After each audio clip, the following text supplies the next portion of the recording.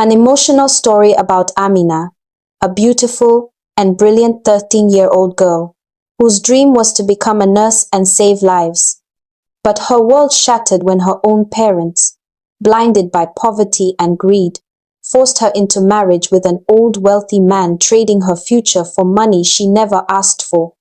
This is her heartbreaking journey of hope, betrayal, and a childhood stolen too soon.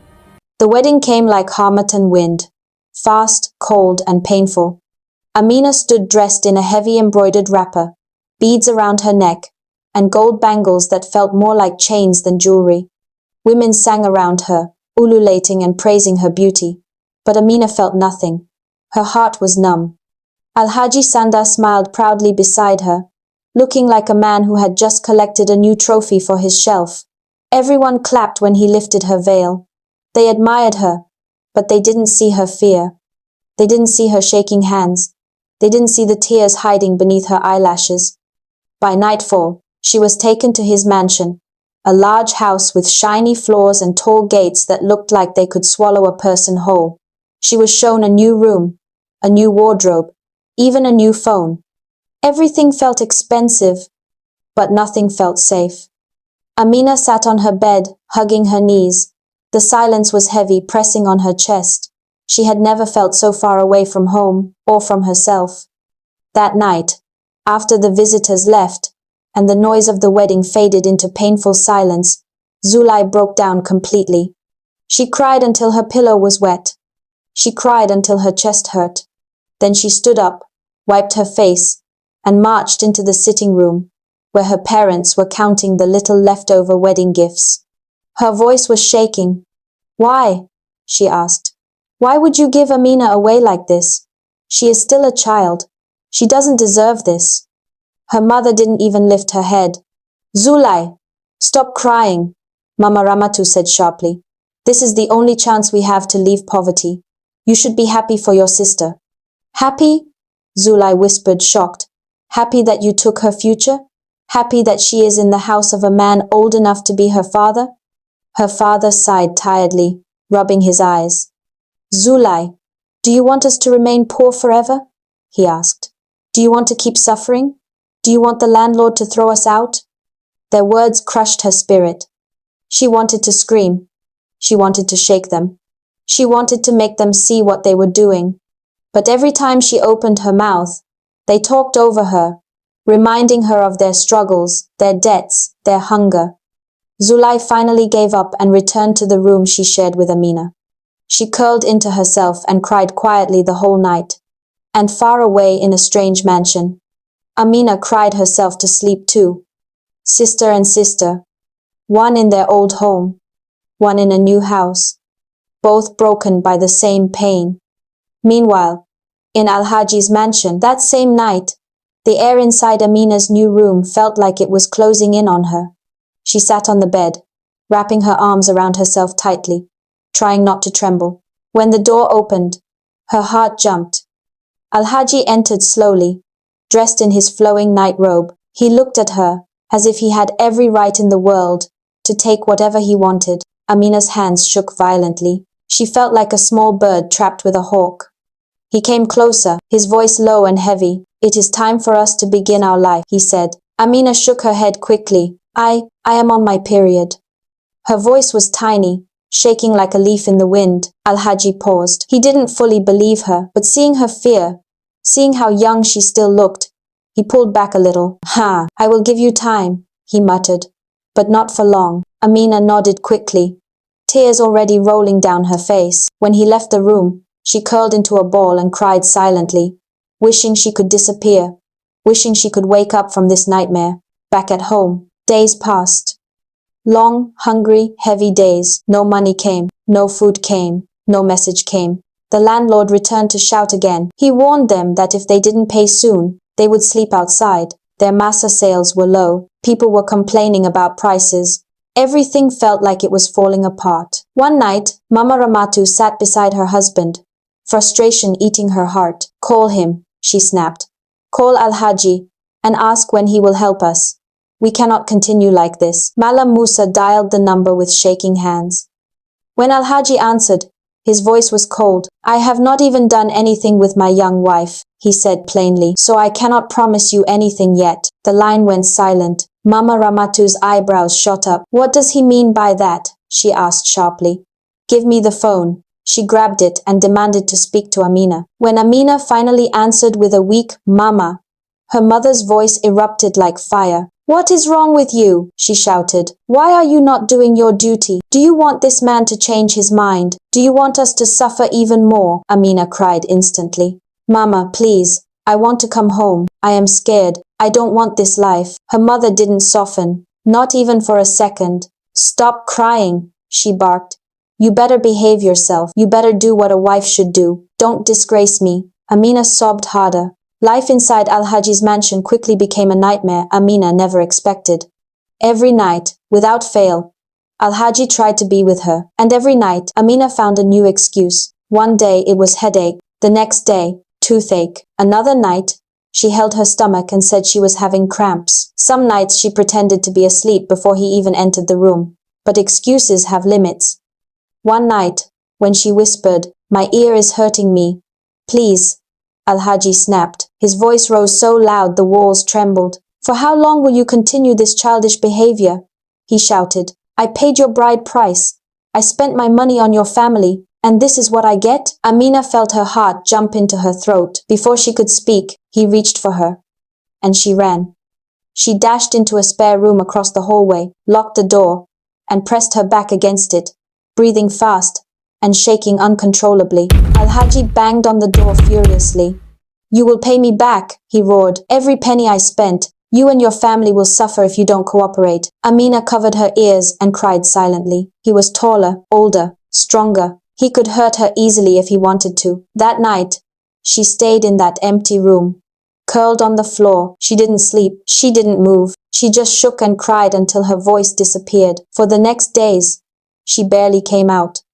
She only left the room when she checked the window and confirmed that Al-Haji had driven out with his convoy. She would quickly bathe, grab food from the kitchen with shaky hands, then return to hide again like a prisoner waiting for daylight. Back home, the pressure worsened. Al-Haji called Amina's parents again, his tone colder than before. "If your daughter continues this nonsense, you will refund every kobo I spent," he threatened. Mama Ramatu panicked. Malam Musa held his head in shame, but none of them cared about Amina's tears. Meanwhile, Zulai could not rest. Every day, she thought of her sister, how she must be crying, how she must be suffering, how the house must feel like a trap. She couldn't eat. She couldn't sleep. Her heart felt heavy every minute. One morning, she told her parents she wanted to visit Amina. She acted like she had accepted the marriage. She pretended to be on their side. She even smiled and said she wanted to talk sense into her sister. They believed her. She waited until evening, until the sky turned dark blue and the streets became quiet.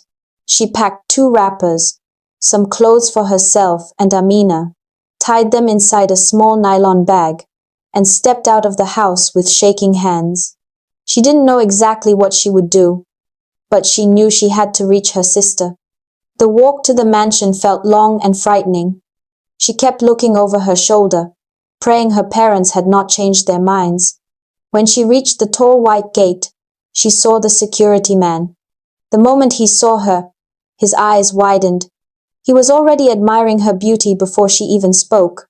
"I want to see my sister," she said softly. The gateman hesitated.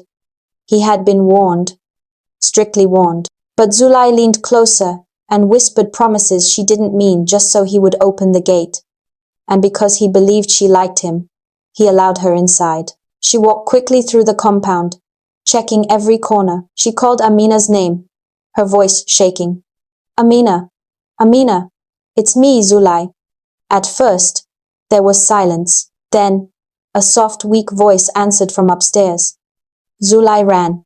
When Amina opened the door, they crashed into each other, hugging tightly, crying like 2 children lost in a storm. Amina was pale, tired, and shaky. Her eyes were sunken from days of fear. Zulai held her and cried harder. "I'm sorry," she whispered. "I'm so sorry for everything. I'm here now. I will help you escape." They knew time was short.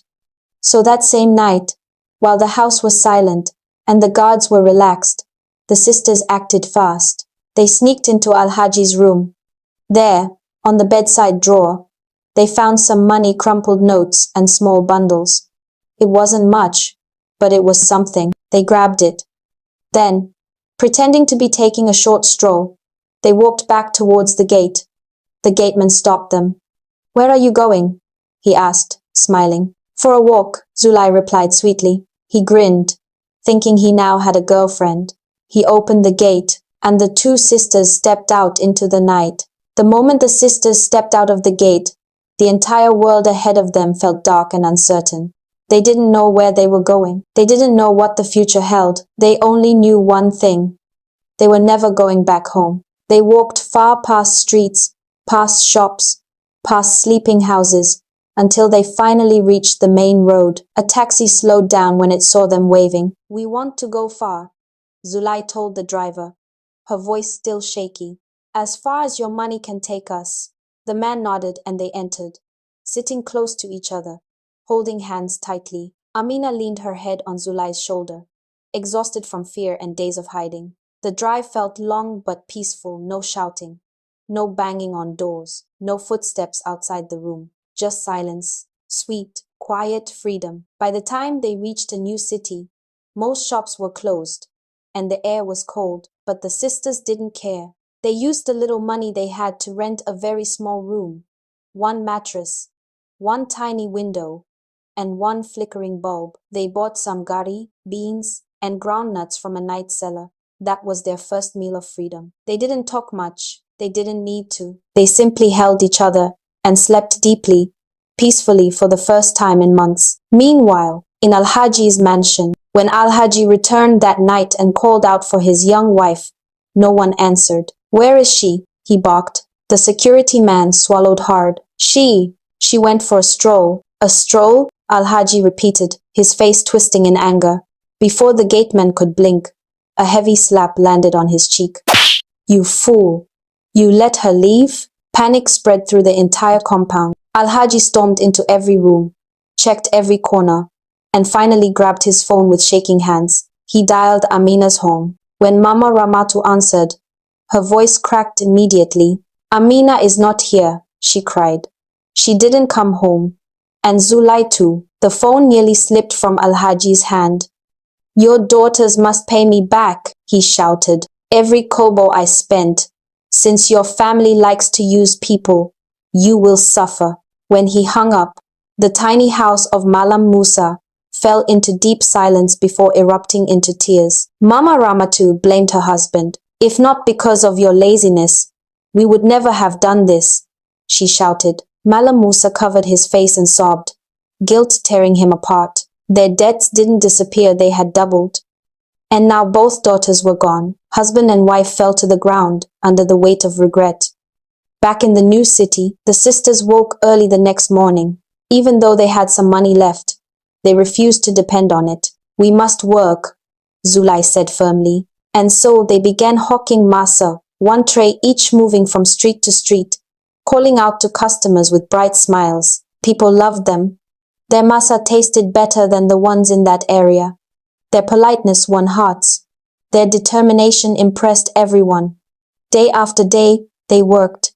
Sun or rain, they refused to stop. And every evening, they counted their savings carefully, placing every note inside a metal box they bought for future dreams. The new city favored them in ways life never did before. In a few months, the sisters saved enough to build a proper masa stand, painted, neat, with a big umbrella, clean tables, and trays always filled with fresh masa. Business boomed. Customers lined up. They earned respect. They fed well. They were no longer afraid of tomorrow. But even with their success, their hearts still wondered about their parents. The return home. One rainy evening, they traveled back home quietly. When they arrived, they froze at what they saw. Their parents' belongings thrown outside. The landlord yelling. Malam Musa and Mama Ramatu kneeling in the mud, soaked under the rain. The sight stung their hearts. They were angry, yes. Hurt, yes. But they couldn't leave their parents like that. Get up, Zulai said firmly. Her parents lifted their heads slowly, shocked beyond words.